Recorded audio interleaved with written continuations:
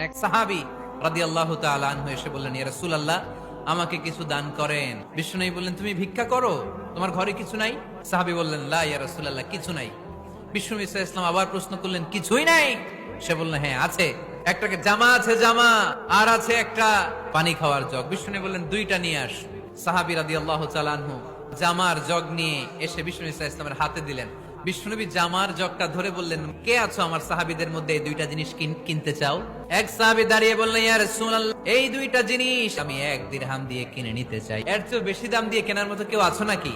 আরেক সাহাবী হাত তুলে বললেন, ইয়া রাসূলুল্লাহ, আমি 1 দিরহাম নয়, আপনার সম্মানে 2 দিরহাম দিয়ে জিনিসগুলো কিনে নিতে চাই। দিয়ে দেয়া হলো। 2 দিরহাম নিয়ে বিষ্ণু ইসলাম ভিক্ষুক সাহাবীর হাতে দিয়ে বললেন, যাও 1 দিরহাম দিয়ে তোমার পরিবার পরিজনদের জন্য খাবার কিনে নিয়ে যাও, আর 1 দিরহাম দিয়ে একটা কুঠার কিনে নিয়ে আস। ওই সাহাবী আর 1 দিরহাম দিয়ে একটা কুঠার কিনে নিয়ে আসলেন। বিষ্ণুনবী